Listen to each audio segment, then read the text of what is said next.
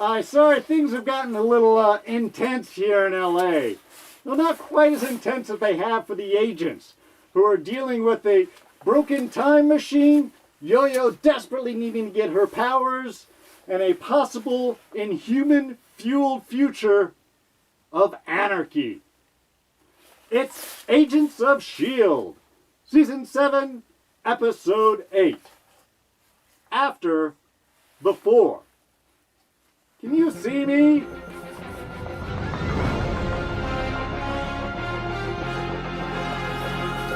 Hey everyone, D here, and welcome to this week's review of Agents of S.P.O.I.L.E. So yes, as usual, spoilers coming your way. Also, do want to remind you about our quick jump index system.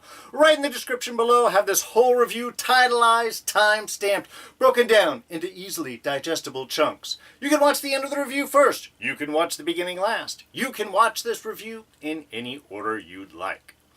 Alright, before we get into things this week, I do want to make a quick announcement, sort of correction for our big Fans of S.P.O.I.L.E. end of season fan celebration episode we've talking about. Been chatting with Don and Rob, and we are actually going to do this the week prior to the finale. The finale is actually going to be the final two episodes back to back, so it's a 2-hour finale on August 12th. We just thought that was going to be a whole lot to try and cover and have people in, plus whatever emotional fallout's going to be. So we're going to do our next big fan episode for Fans of S.P.O.I.L.E.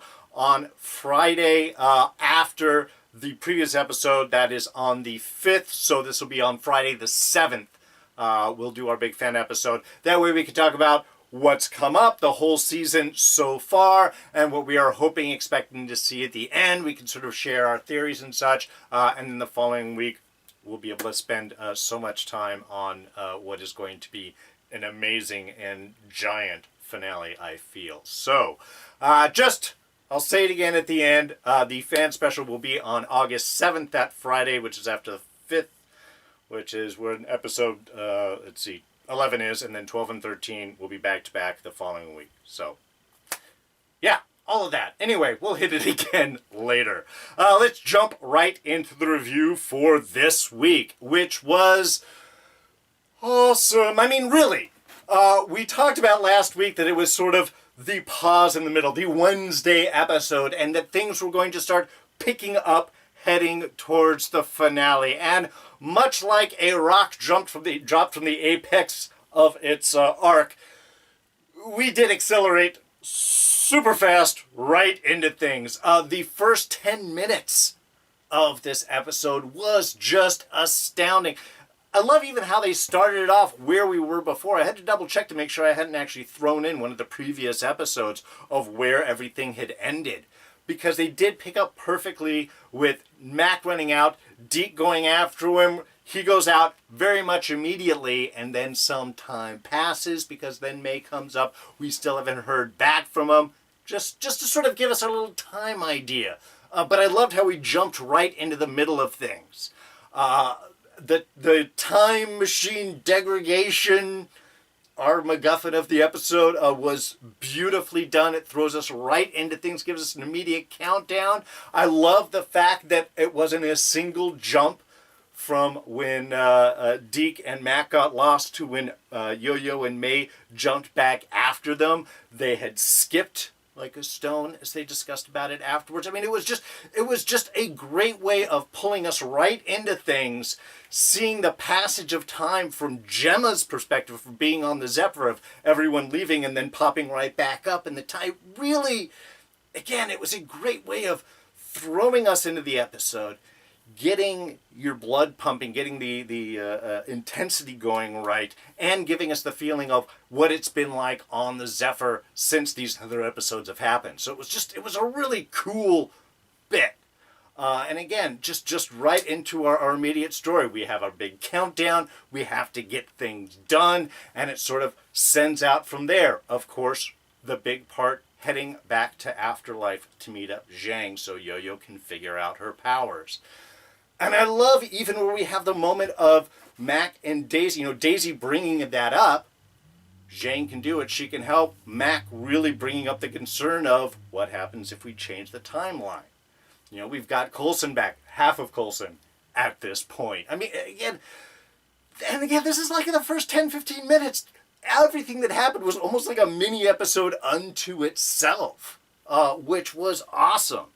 And even this Zhang stuff, while we were finding out what was going on with YoYo's problems, we're seeing that Afterlife has changed. There is a different feel to everything. There's a fear, there's a concern. It's focused around Cora, but I think it's ever present throughout.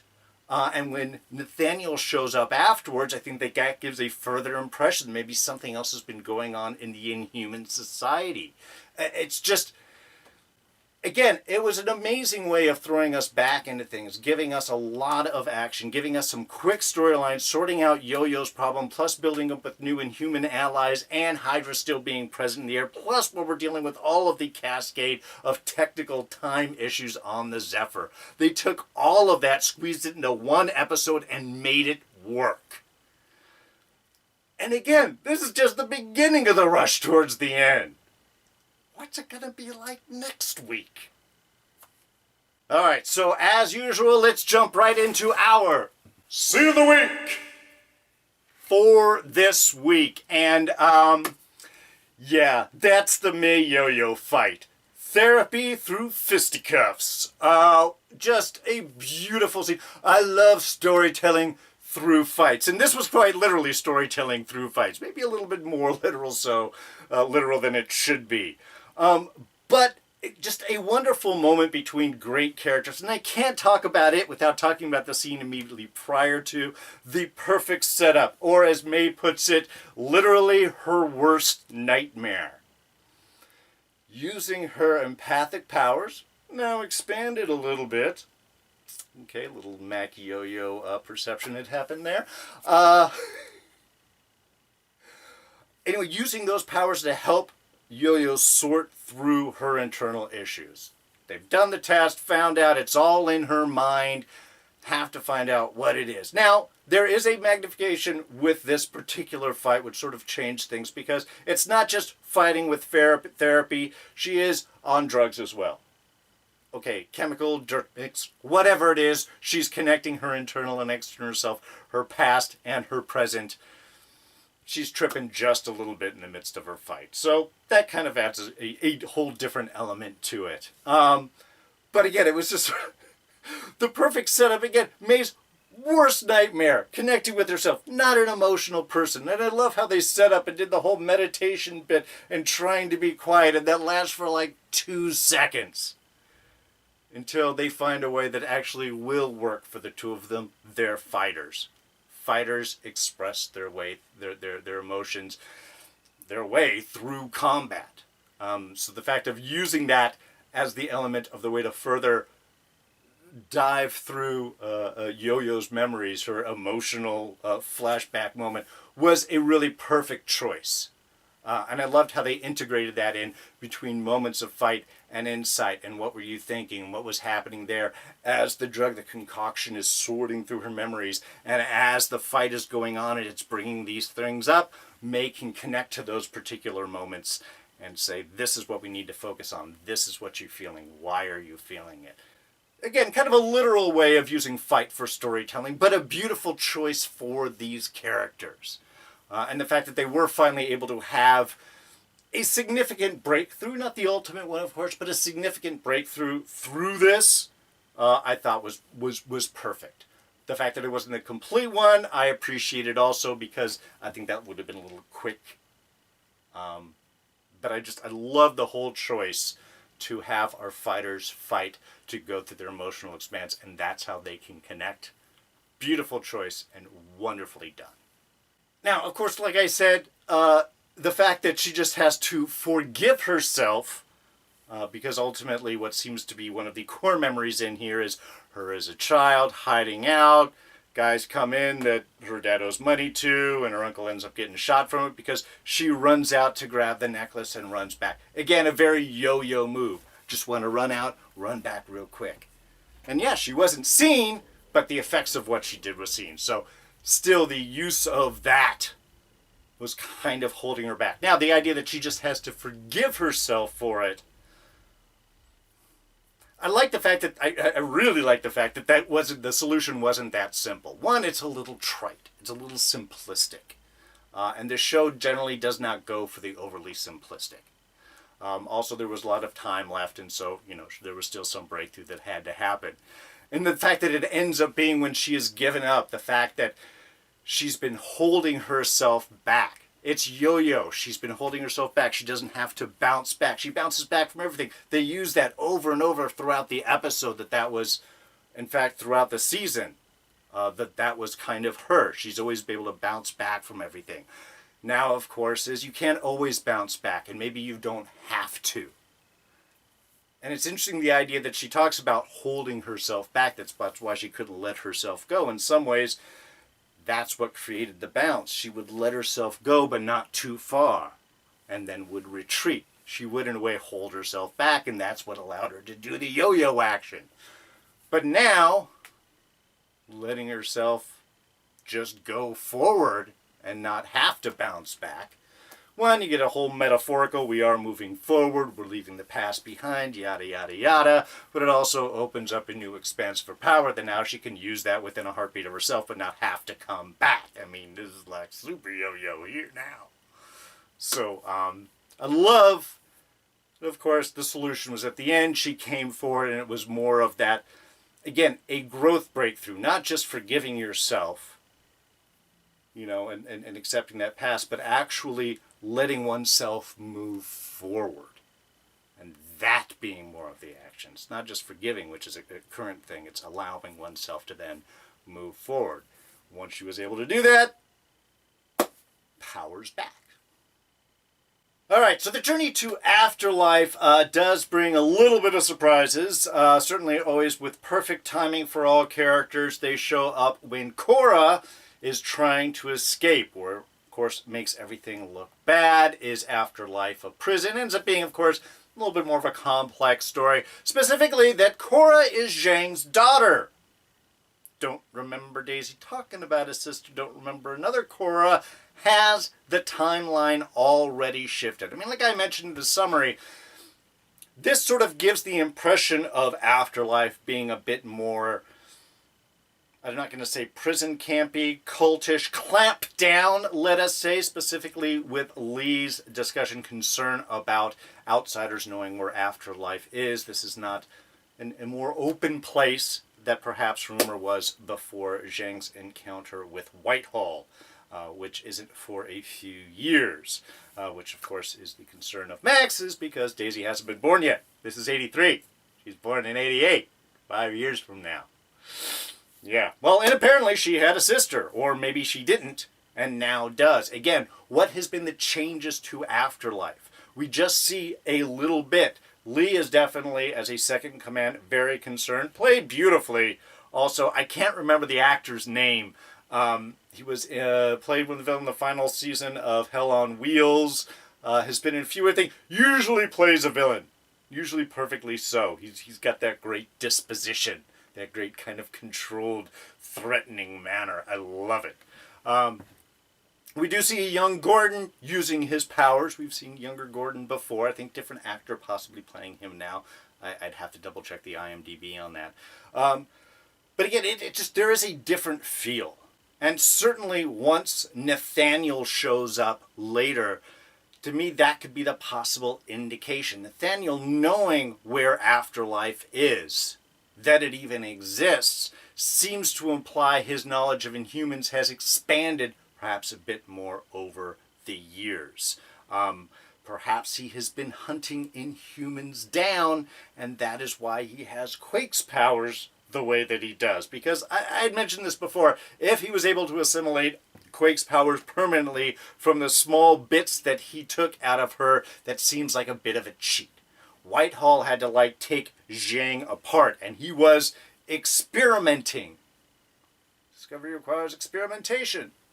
To figure it out. I don't even know if he had permanently actually gained her powers or just did it temporarily to bring him back to a youthful state he may or may not have been aging. We don't really know all of that much. But considering that Whitehall was the progenitor of this, I would have thought that his work with Zhang was required in order to figure things out. The fact that Nathaniel could have taken that so quickly, especially since they seem to imply that Whitehall was still in prison and hadn't gotten out yet in order to find Zhang, again, too early in the timeline.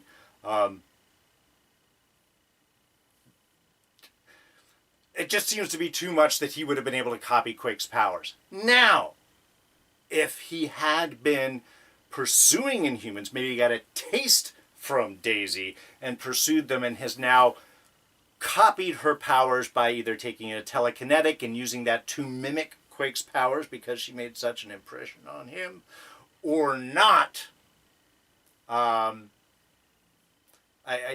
don't know. I would like to think that. The idea that he has been pursuing Inhumans and now has finally reached Afterlife, to me makes a lot more sense, especially with the conversation that he has with Cora afterwards. Because this was all about, for him, recruitment. And I love how he was able to turn Cora with his introduction and Nathaniel's swervy, crazy self. Why hold back? Why not let it go? All about anarchy. But he's also about recruitment. That's why he's here. He is recruiting. He's recruiting Cora. But with the prisoners, he talked about redistribution. It was written all up in the stars, which is, again, kind of an interesting shoot back both. Well, I guess it would be at Hive and everything else, because with the Inhumans and Hive and the whole kind of Hydra background, it all sort of comes together sort of perfectly, it all being written in the stars. He's fighting against that. Why do they get chosen? Why can't we do it? So perhaps he is taking powers. Maybe he's assembled multiple powers into himself. Or what he seems to be is like, I don't like you, but I will take your powers and go give it into Bob here. Bob's just a working stiff man just trying to feed his family. He'll use those powers to their maximum effect.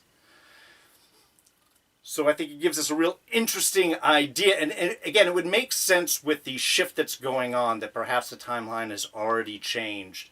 From Cora's age, it would have been for quite some time, it seems here. But that timelines have shifted, that there are new threats. That is why Nathaniel is here, and it gives us our great end of Zhang being a new ally, which is definitely going to be interesting with Daisy going forward. But still, if Hydra's going to have Inhumans, or Nathaniel, even know if it's Hydra anymore, and just anarchy craziness, it'd be good to have some Inhumans on your side too there, S.P.O.I.L.E., more than just Daisy.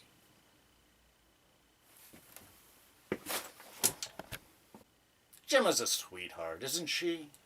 They really showed a nice side to her, and actually an interesting perception of Jemma's self, at least Jemma's current self. What is it Daisy says? You don't have to keep doing things for everyone. But again, that is kind of her thing. I mean, that's kind of what she was doing in this episode, even with death counting down, literally. A time skip, jump into oblivion. I love that whole kind of like space-time curve jumping idea. Love the science they're doing in this. But showing that even in the face of all of that, she is still trying to do as much good for others as she can. Specifically, of course, we have Sousa's leg in the midst of this. Look, it's all about to end. But I did have this thing I made up for you. We got a leg for Sousa. New prosthetics. Times have changed, which is awesome, because as we know, this allows him to be the cop in 2012 in the Avengers. Still thinking that's going to happen. Still thinking it. But that's kind of sweet, and and I love just the kind of moment that they had there with Sousa of like, wow, I kind of treated you horribly when we first met. It's like, well, yeah, we did take you at a time. We did sort of yank you around, but if you're going to be here, and you deserve to be here, because everybody likes you, Daisy likes you, Coulson likes you being here, Jemma likes you, you fit in, Daniel, is what we're all trying to say. But now he's got a leg. I mean, come on, just sort of whip this up in the midst of all the other chaos that's going on. Sure, it seems a bit much, but that is what Jemma would do. And I kind of love that. And even in the midst of all of that, she is still trying to take her time to connect with everyone. And still survive. I love God. And again, sweet, super sweet moment. Ian isn't even in the show yet. He's off filming other things. But his presence, Fitz's presence, is still felt. I love that little message that she sends out. Everything's going wrong. We may be trapped down here. I'm sure you can come and get us, but we'll meet. Space and time mean nothing. We'll find each other. I mean, especially with Dee kind of like appearing in the background there. It just made it all emotional. But there's also a couple of interesting things in this. One, when they did their first jump, her first question was to Enoch is, how much time did we lose? Not how long did we jump, how much time has passed. How much time did we lose? It made it feel like that there is, again, a limit to all of this. Now, it could just be how much time we lose. It's a countdown towards the present, and as they're jumping forward, they're losing chances and stuff to react. But it was a very interesting phrase to use in the midst of this, and it stuck out. So I'm sort of really curious where that's going to go. So, but like I said, a great episode with Jemma. We had some nice, good insights, again, some great character stuff. I love seeing her. And again, really the fact is we're catching all of this from her perspective. Really all of these jumps and times, and I loved how they did great effects. God, you know, why were they doing little stuff before? To save time, that on this last run we could do all of these time jumps and effects and radios being tossed through the air and then being caught in the midst of conversations as things go on. It's just all beautiful, beautiful stuff. Ugh. I'm just so excited about this. Oh yeah, there was one other thing that she had mentioned about the jumps. It said that Fitz didn't do that. When Fitz jumps, he changes our location. He moves us to where we need to go. He's not in control. That's why they're staying in the same place. So it's not so much that they're just surfing behind the jumps of the Chronicoms. It appears that Fitz is attempting, as they're watching that, to steer those jumps into the location that would best fight whatever the Chronicoms were planning. So there's definitely stuff going on both sides. There should be some steering, or at least there apparently was. Now, with everything kind of out of control, with the time machine breaking down, deteriorating, whatever the MacGuffin breakage was, that he was no longer in connection with his ship. And perhaps that's because he was steering it through the Chronicon ship and not the mechanics. They're just knowing that there's a lot more complexities of these jumps than just wave surfing behind Chronicoms. Alright, just a couple of small things. First off, and I forgot to say this in my summary, this week's title sequence was my favorite so far. I loved it. I mean, it wasn't overly top 80s, it was 80s feel, but it had this sort of computer ridge zooming through. I mean, kind of a little 90s edge to it almost. I mean, look, I love the colors in the 70s one. I love the Goofy's 80s stuff, the film noir ideas. I love everything they've done with the title sequence, but this one just spoke to me. I'm going to have to steal a copy of it somewhere. And I didn't mention about it when I was talking Scene of the Week. It was kind of cool in the midst of the fight. We are flashing back to deaths that YoYo feels responsible for. Again, that kind of holding back on things. Ruby, I thought, was nice spending a little moment on that as well. Because she didn't want Ruby to die. It had to happen. She regretted it. And, of course, ended up not being the graviton that they were all feeling. Though dangerous enough in her own right. But I like the fact that, again, we're still even pulling stuff out of Season 5 in the midst here. Regrets. We're hitting all the old hits, folks. And it plays right. Look, I'd appreciate Li and Jiang's, security test. YoYo's coming in claiming to be Inhuman. There's got to be some way to verify it. So, of course, they pull out a diviner. That was awesome. I love the whole even conversation prior to that is, how did you become? You're not the only one that has control of Terrigen. May was right. All of YoYo's answers. The truth, just not the whole truth. So it wasn't technically lying at any point. I love that. But bringing out the diviner. One, great to see it again. Nice flashback. The fact that YoYo doesn't even just pause. She's like, this is the diviner. It tests, but it's dangerous too. And she's just like, yeah, whatever. Again, I'm Inhuman, I know. And then even the follow-up is, oh, prosthetic. As they're staring at her. Because it took me a moment to remember what the diviner's properties were. And it wasn't just that she didn't turn to stone. It didn't have any reaction at all. Explains their kind of quizzical look. And the fact she's like, oh, yeah, prosthetic. It touches the face and does the whole thing. Again, it was just perfect. One, YoYo's not wasting any time. Time is literally counting down. But two, it was just, I love the brazen, just not even letting Lee finish. Yeah, whatever, it's dangerous. I know who I am. So Coulson's been thirsty for 1.5 years. That definitely sucked. For sure, not being having a body or anything for that. Love the idea that in this episode they're still putting him together. He is still being built. At least to get his head in his hand so we could have his drink of water. And they've perpetuated that throughout the episode. Really trying to quench that thirst. It's a great character choice. But going to be really interesting to see if Coulson is all Coulson, or if, in fact, he might have had a little bit of a Sybil Chronicom download within him. He seems, again, that last little statement about not being finished and just needing to rest a little bit, there was a reticence into there's definitely more to the story, it feels like, between Jemma and Coulson right now. Maybe more to his LMD, but we did have a few theories that perhaps Coulson's programming might have gotten corrupted by Sybil during the explosion and downloads into 80s computers and stuff. So that's next week from the previews. It looks like we might see if that has actually happened. But anyway, good to see Coulson. At least he's getting himself together. I'll stop. Some more great dialogue back and forth. Let's see, between Sousa and Jemma, as Sousa's talking about him being a parachutist. You ever jump out of an airplane before?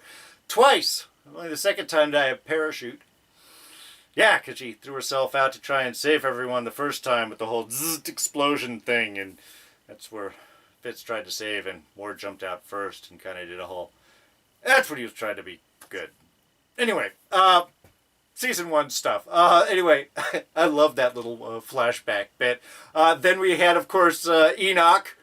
What is it? We are mere moments away from catastrophic failure. Great long pause as the camera moves over to Deke.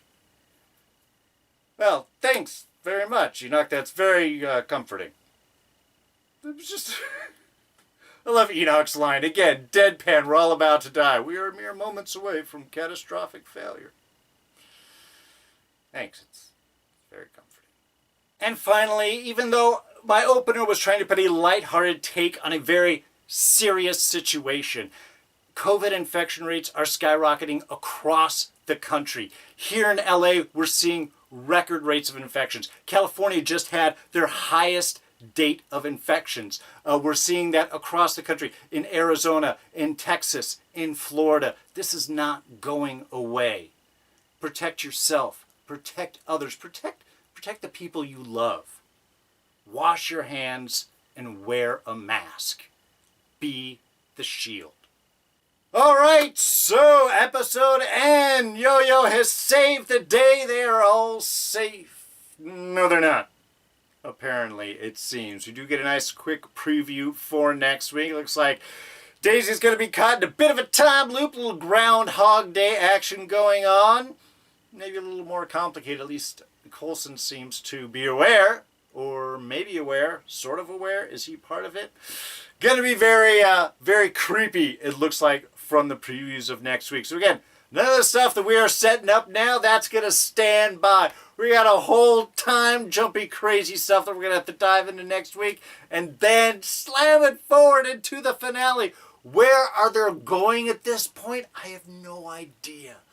love to be a giant Inhuman fight in the middle of the Battle of New York where they're saving things. Look, I don't know where they're going. A lot of the stuff I'm hearing is it's going to be powerful but sweet but sad.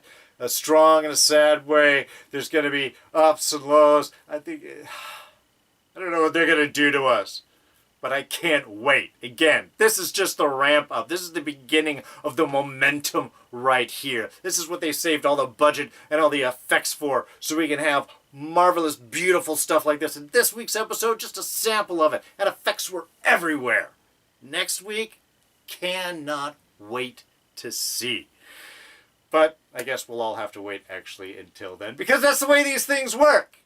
So we'll just go ahead and wrap up for now. Thank you, as always, for joining me with these reviews. And as always, if you enjoy them, please go ahead and hit that like button.